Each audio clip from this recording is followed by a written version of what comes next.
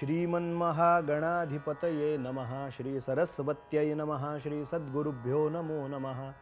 दत्तात्रेयं प्रपद्ये शरणमनुदिनं दीनबन्धुं मुकुन्दं नैर्गुण्ये सन्निविष्टं पथि परमपदं बोधयन्तं मुनीनां भस्माभ्यङ्गं जटाभिः सुललितमुकुटं दिक्पटं दिव्यरूपं सह्याद्रौ नित्यवासं प्रमुदितममलं सद्गुरुं चारुशीलं काषाय वस्त्रं करदण्डधारिणं कमण्डलुं पद्मकरेण शङ्खं चक्रं गदाभूषितभूषणाढ्यं श्रीपादराजं शरणं प्रपद्ये।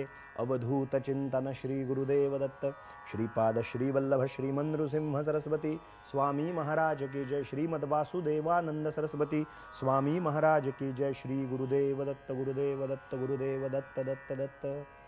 मंडळी नमस्कार। शिव चिदंबर महास्वामीजींच्या दिव्य अपार अनंत अशा लीलांचं श्रवण करत असताना राजाराम नावाच्या एका शिष्याचं आपण चरित्राचं अवगाहन केलं। राजाराम महाराजांचं चरित्र पाहिलं, शिवशास्त्रींचं चरित्र आपण मागे एकदा पाहिलं। तशाच आणखीन एक शिवचिदंबरांच्या शिष्या होऊन गेल्या, त्यांचं चरित्राचं श्रवण हे केलंच पाहिजे। आजच्या भागामध्ये आपण त्यांच्या चरित्राचा भाग थोडासा का होईना पाहण्याचा प्रयत्न करूया। पंढरपुरामध्ये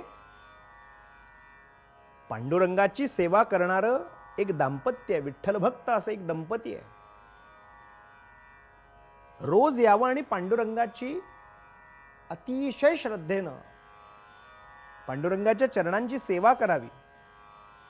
समचरण सरोजम सांद्र नीलांबुदाभम जघन निहित पाणिम मंडनम मंडनानाम तरुण तुलसीमाला कंधरम कंजनेत्रम सदय धवलहासं श्री विठ्ठलं चिंतयामि।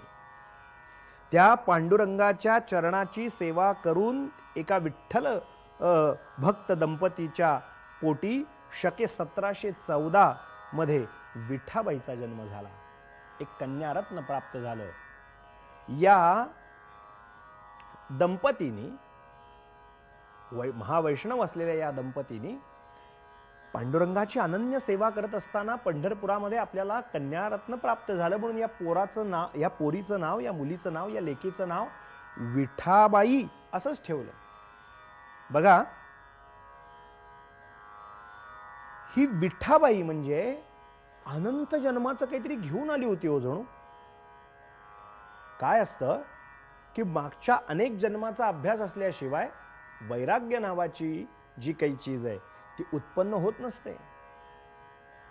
विरागीपणा, विषयांबद्दलची निवृत्ती ही अनेक जन्माच्या कुठल्या ना कुठल्या तरी पूर्व पुण्याईशिवाय निवृत्ती ती येत नाही बरं का।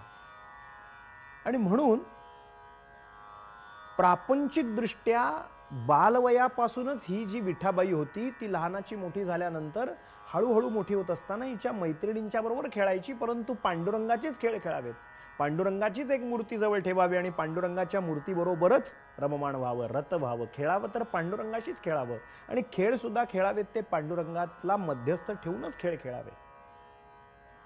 या विठाबाईचं बालपण सुरू झालं। जणू काही संत मीराबाई, संत जनाबाई या ज्या स्त्री संत एकापेक्षा एक होऊन गेल्या। पायो जी मैंने राम रतन धन पायो, आपण जेव्हा ऐकतो ऐसी लागी लगन मीरा हो गई मगन, ही जी काही भूमिका होती मीराबाईंची, जनाबाईंची, या प्रत्येक स्त्री संतांप्रमाणे ही जी विठाबाई होती, या विठाबाईचं लक्षण पाहता लोकांना असं दिसू लागलं की ही विठाबाई म्हणजे ही पोरगी चिमुरडी, ही प्रपंचात रमणारी दिसत नाही बरं का। ही सामान्य स्त्री नव्हे, ही कोणीतरी असामान्य आहे, प्रपंचात रमणारी दिसत नाही।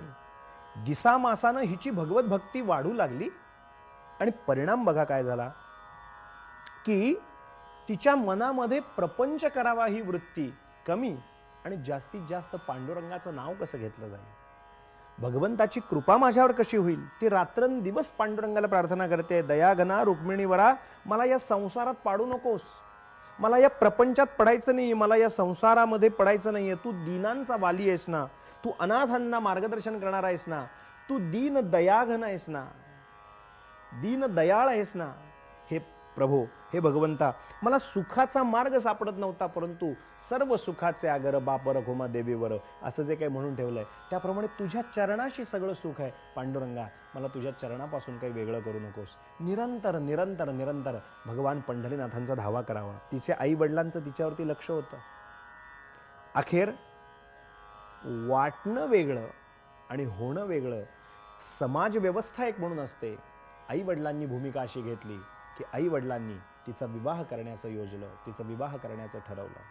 सज्जन हो, हा विवाह करण्याचं ठरवलं नव्हे, नातेवाईकांच्यात निरोप दिला आणि त्या विठाबाईचा विवाह पण थाटात झाला. परंतु आतून वैराग्याची भावना प्रज्वलित झालेली, तीव्रतर भावना प्रज्वलित झालेली, ती धग जी होती वैराग्याची, त्यामुळे प्रपंचात रमणं बरं वाटे ना. ती पहिल्याच रात्री विवाह झाला त्या दिवशी घरातल्यांच्यासाठी म्हणून बोहल्यावर उभी राहिली खरी विठाबाई, पण ती तशीच निघून गेली आणि धावत पळत निघाली. रस्ता चुकत होती, वाटेत विठ्ठलाची करुणा भाकत होती आणि करता करता करता 2-3 दिवस पायी चालत असताना एके ठिकाणी झोपलेली असताना पांडुरंगाचा रात्री तिला पांडुरंगाचा दया आली आणि दृष्टांत दिला की बाई, कुंदगोळ गाव जे कर्नाटकात आहे तिथे चिदंबर महास्वामी राहतात, ते माझं स्वरूप आहे. मी जरी इकडे हरी स्वरूप असलो, ते हर स्वरूप असले तरी आम्ही दोघे एकच आहोत. चिदंबर महास्वामी कुंदगोळला आहेत, तू तिथे जा आणि त्यांच्याकडे नेणारा एक भगवत भक्त तुला भेटेल. उद्या उजाडात त्याची फक्त वाट बघ. काय काय होतंय तुझं तूच पहा.